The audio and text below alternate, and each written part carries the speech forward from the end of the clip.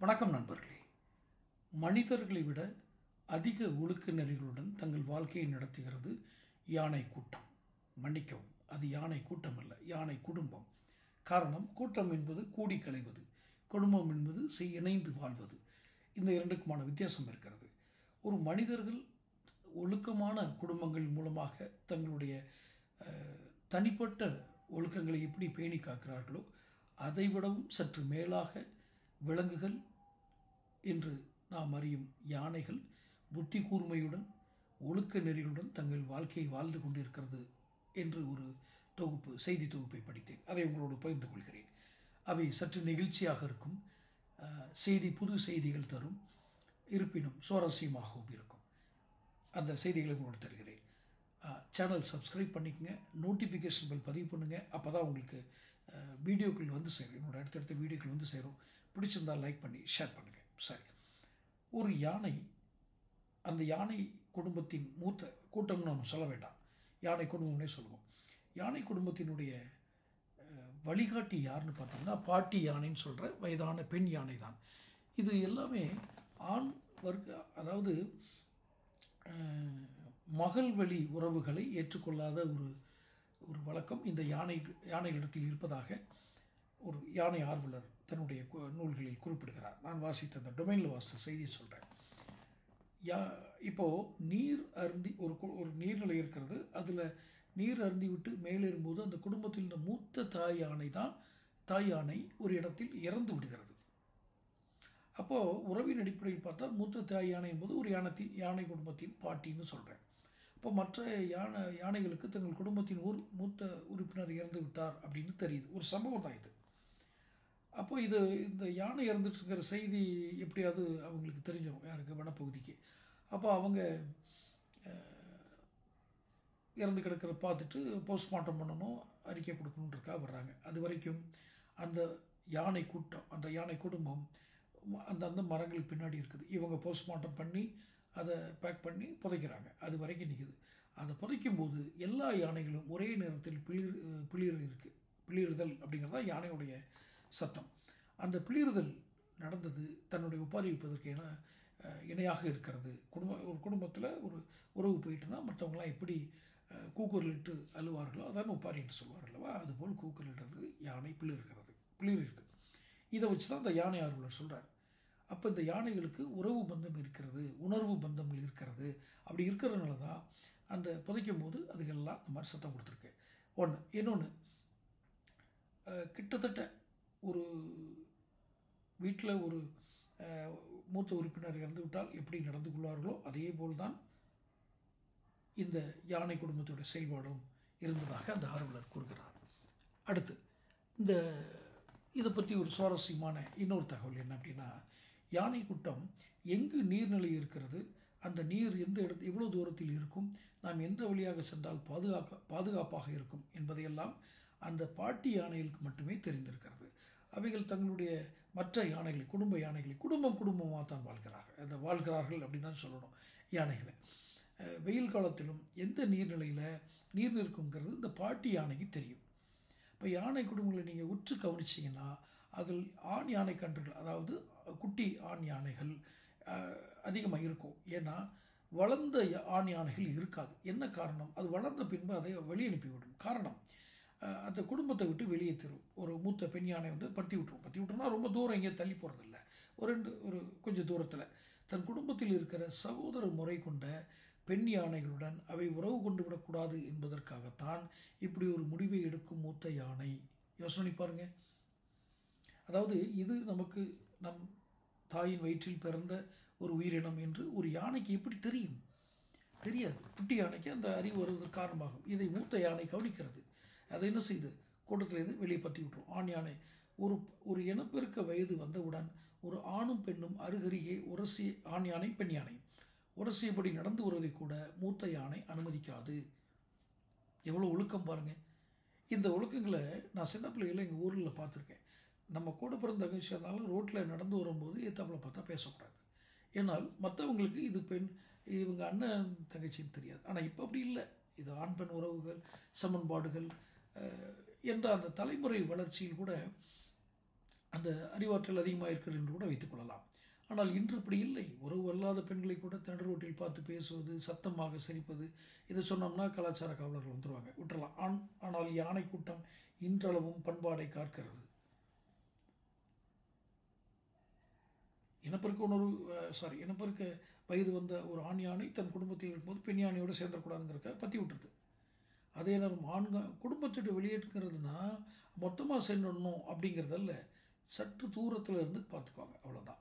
இனப்பெருக்க காலத்தில் தனித்திருக்கும் இந்த ஆண் யானையுடன் வேறொரு குடும்பத்தை சேர்ந்த பெண் யானை தான் சேரும். எப்படி சேரும்? இதை விட ஒரு சுவாரஸ்யமான தகவல் என்ன சொல்கிறாங்க, அதாவது சகோதர உறவுகள் கூட இனப்பெருக்கம் நடந்துக்கூடாது அப்படிங்கிறது ரொம்ப, அது மட்டும் இல்லை, அதை விட ஒரு கவனமாக இருக்குது. எப்படின்னா, அடுத்த தலைமுறை யானைக்கன்றுகள் இந்த மாதிரி இந்த உறவுகளுக்குள்ளே இது பண்ணியாச்சுன்னு சொன்னால் ஆரோக்கியமாக இருக்காது அப்படிங்கிறதுக்காக தங்களுடைய மரபணுக்களை வீரியமாக வைத்துக் கொள்வதற்காக வேறொரு யானை குடும்பத்தில் இருந்து தான் ஆண் யானை தேர்ந்தெடுக்க முடியும், பெண் யானைகள் வந்து தேர்ந்தெடுக்க முடிய இந்த தாய் மாமன்கள் அப்படின்னு சொல்லுது இல்லையா, அந்த அந்த பெண் யானையோட கூட பிறந்தா இருக்கிற ஆண் யானை எங்கேயாவது இருக்கும் இல்லையா, அது கூட அது பெண் கொடுத்தாதான் பெண் யானை குடும்பங்கள். எங்கே போய் சொல்கிறது இதை? இப்போ ஒரு ஆண் யானையோ பெண் யானையோ அது இனப்பெருக்கு தயாராகிவிட்டது என்பதை அந்த மதன நீர் வடிகிறது என்று மதன நீர் சுரப்பிகளை வைத்து கண்டுகொள்கிறார்கள். இந்த மதன நீர் சுரக்குது அப்படின்னாலே இந்த பெண் யானை நிற்க ஒரு இடத்துல தயங்கும். அப்போ அந்த மூத்த பெண் யானைக்கு அது தெரியுது, பாட்டின்னு சொல்கிற யானைக்கு, எஸ் நம்ம குடும்பத்தில் இருக்க பெண் வயதுக்கு வந்துடுச்சு, இது இனப்பெருக்க உணவு தயாராகிடுச்சுன்னு தெரிஞ்சு அந்த இதை கொஞ்சம் தண்ணிச்சு அப்படி விட்டுட்டு தள்ளி போயிருந்துக்கும். இதில் பெரிய ஒரு ஒரு ஆச்சரியமான ஒரு ஒரு நம்ம கொஞ்சம் கஷ்டமான விஷயம் என்ன தெரியுமா, இந்த யானைகள் உறவு கொள்ளும் பொழுது மற்ற யானைகள் பார்க்காது தள்ளி போய்விடும். இதுதான் அந்த தள்ளி நிற்கிறது. இப்போ அந்த மதன நீர் அப்படிங்கிறது ஆண் யானைக்கு சிறந்தாலும் அந்த வாசத்தில் பெண் யானைகள் வந்துடும், பெண் யானைக்கு சிறந்தால் ஆண் யானைகள் வரும். இதுதான் இந்த யானை குடும்பத்தை குறித்து ஆய்வு செய்துள்ள ஆர்வலர்களுடைய கருத்து. இப்போ இந்த மதன நீர் சுரந்த உடனே அந்த 2 யானைகளும் உறவு கொண்டு வருவதற்கு 2-3 நாட்கள் கூட ஆகும். அது வரைக்கும் சற்று தூரத்தில் அந்த யானை குடும்பங்கள் காத்திருக்கும். என்ன சொல்கிறது, அந்த உறவு முடிந்த உடனே இந்த பெண் யானை வந்து குடும்ப வாசனை அறியும். இது எங்கே போய் சொல்கிறது? தன் குடும்ப யானை எங்கே இருக்குன்னு அந்த யானை தெரியுமா, அது அந்த குடும்ப வாசனை அறிந்து அந்த கூட்டத்துக்கு போயிடும். அப்போ மற்ற அந்த குடும்பத்தில் மற்ற யானைகளும் மறுபடியும் அப்படி வேலை அதாவது நடந்து போக ஆரம்பிக்கும். அதன் பிறகு இந்த பெண் யானைக்கும் உறவு கொண்ட ஆண் யானைக்கும் எந்த தொடர்பும் இருக்காது. இது மிருக வாழ்க்கை. குடும்பம் அப்படிங்கிறது வேறு. சரி, இப்போது இந்த பாட்டி மகள் சித்தி நம்ம ஒரு மனித உறவுகளை குறிப்பிடுற மாதிரி குறிப்பிட்றேன். அப்படி ஒரு யானை குடும்பத்தில் இத்தனை பெண்கள் இருக்குது அப்படின்னா தன் குடும்பத்தை பிரிந்த ஆண் யானையுடன் சேரும் பெண் யானையை மருமகளாக சேர்த்துக்கொள்ளணும்னா கிடைக்காது. ஏன்னா குடும்பத்தில் ஒரு ஆண் யானை இருக்குல்ல, அதில் சேர்ற பெண் யானையை சேர்த்துக்கிட்டோம்னா சேர்க்காது. யானைகள் தாய்வழி சமூகத்தை பின்பற்றுபவை. ஆண் யானைகள் வழியாக வருகிற எந்த உறவையும் தங்கள் குடும்பத்தில் சேர்த்துக்கொள்ளாது. இது வந்து ஒரு ஆய்வோட முடிவு பாருங்க. மருமகளை சேர்த்துருக்கோம், மருமகளை சேர்க்காது, மருமகளை சேர்க்காது. அப்போது ஒரு ஜோடி இணையுது அப்படின்னா வேறு எந்த யானைகளும் பக்கத்தில் வராதுங்கிறத நான் உங்களுக்கு சொன்னேன்.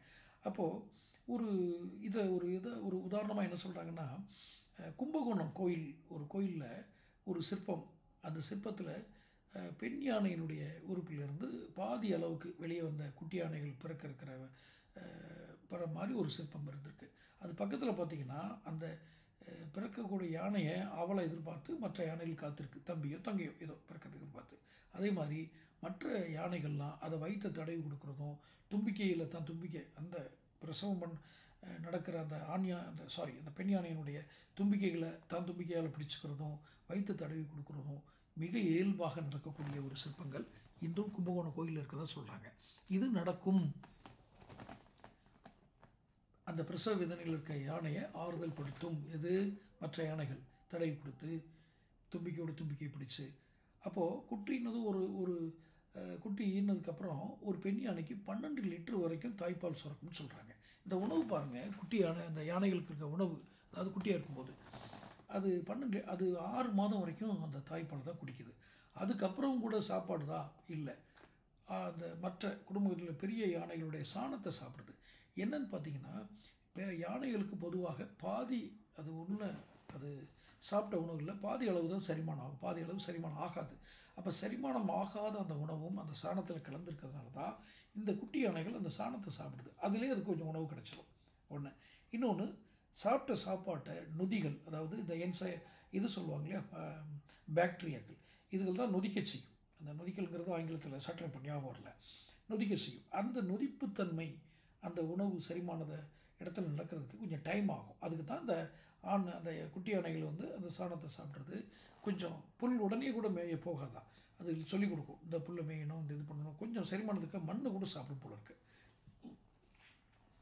குட்டி யானைகள் எப்போதுமே நம்ம நிறைய வீடியோக்கள் பார்க்குற மாதிரி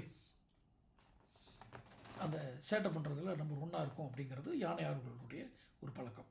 பாட்டி யானை இறப்பதற்கு முன்னால் தன் குடும்ப வலசை செல்ல வேண்டிய பாதைகளை, யானை பாதைகளை, அந்த காட்டில் எங்கெங்கே நீரோடைகள் இருக்கும், எந்த நீரோடையில் கோடையிலும் நீர் இருக்கும், இது போன்ற காட்டுக்குள் எங்கெங்கே என்னென்ன உணவு கிடைக்கும், எந்த காலத்தில் காட்டின் எந்தெந்த பகுதியில் இருக்க வேண்டும் என்பது வரை தன் மூத்த மகளுக்கு கற்றுக் கொடுத்து விடும் அப்படிங்கிறது ஆய்வு. யானை என்ன செய்யுது, கற்றுக் கொடுக்குது. எங்கே உணவு கிடைக்கும், எந்தெந்த காலத்தில் என்னென்ன உணவு கிடைக்கும், அந்த உணவில் எங்கே போய் தேடணும், நீர் எங்கே இருக்கும், கோடை காலத்தில் என்ன கிடைக்கும், எல்லாம். அப்போ கோயில்களில் ஒரு இது உண்டு, எப்போதுமே பெண் யானைகள் வளர்ப்பது, ஆண் யானைகள் தான் மதம் பிடிக்கும், பெண் யானைகளுக்கு மதம் பிடிக்காது அப்படின்னு ஒரு தவறான நம்பிக்கை ஒன்று இருந்துகிட்டு இருக்கு. அதை சொல்கிறாங்க யானை ஆர்வலர்கள். இனப்பெருக்க காலத்தில் ஆண் யானை போலவே பெண் யானைக்கும் மதம் பிடிக்கும், மத நெறியை சொந்து விட்டால் அது எந்த இன யானையாக இருந்தாலும் சரி மதம் பிடிக்கும்.